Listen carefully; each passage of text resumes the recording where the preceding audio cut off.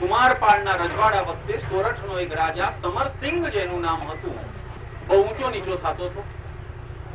કુમારપાળને વારંવાર ફરિયાદો આયા કરતી હતી. કુમારપાળે ઘોડા જોડ્યા. કુમારપાળ નીકળતા હતા એટલે ઉદયને કહ્યું કે ક્યાં ઉપડ્યા? ઉદયન કે એમાં તમારે જવાનું હોય, આ ઉદો શું કામનો છે? ઉદયને સૈન્ય લીધું પોતાની સાથે. ગુજરાતમાંથી કાઠિયાવાડ તરફ સૈન્ય લઈને ઉદયન નીકળી પડ્યા. ઉદયન ઘોડેસવારીમાં એક્સપર્ટ હતો, વઢવાણની અંદરમાં પહોંચ્યો અને એકાએક એને ટ્યુબલાઇટ થઈ કે આ સોરઠની ભૂમિ ઉપર આવી ગયો અને હવે જો શત્રુંજયની જાત્રા કર્યા વિના જાવ તો સારું નહીં. ઉદયને સૈન્યને ઓર્ડર કર્યો કે તમે બહાર નીકળો સીધા, હું મારતે ઘોડે પાલિતાણા જઉં. ટૂંક સમયમાં પાછો જાત્રા કરીને સૈન્યને ભેગો થઈ ગયો. બહાર ધંધુકા નીકળ્યા. ધંધુકા થઈને સીધા પાલિતાણાનો રસ્તો તળેટીની જાત્રા કરીને ઉપર પહોંચ્યા. તે વખતે જે જિનાલય હતું એ કાષ્ટનું મંદિર. મંત્રીશ્વર ઉદયન ગવારામાં ચૈત્યવંદન કરી રહ્યા હતા. એક ઘટના ઘટી. એક ઉંદર આવ્યો.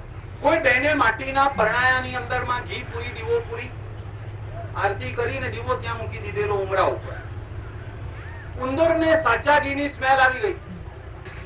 ઉપરમાં આગ છે પણ નીચેમાં ઘી છે. કહેવાય છે કે ભૂખા ક્યાં નહીં કરતા, બુભુક્ષી તો કેમ નહીં કરો.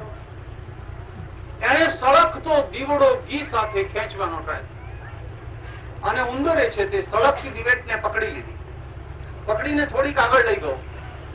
થોડીક લઈ ગયા, પાછી છોડી દીધી. એને જાળ લાગી. પાછી ફરી પકડી, પાછી છોડી દીધી. પાછી પકડી, પાછી છોડી દીધી.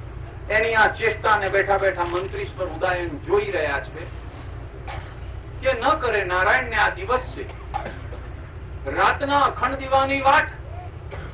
આ ચૂહો જો ખેંચવા માંડે અને અડધી ખેંચીને કોઈ લાકડાના કાષ્ટ ઉપરમાં ક્યાંક પણ મૂકી દીધી તો શું પરિણામ આવી શકે? એની કલ્પનાથી અને ધ્રુજારી આવી. જે પ્રાસાદમાં પ્રભુ બિરાજા છે અને જો દિવેટ ખેંચાઈ જાય, એકાએક મંદિરની અંદરમાં શું ન થઈ શકે તે સવાલ.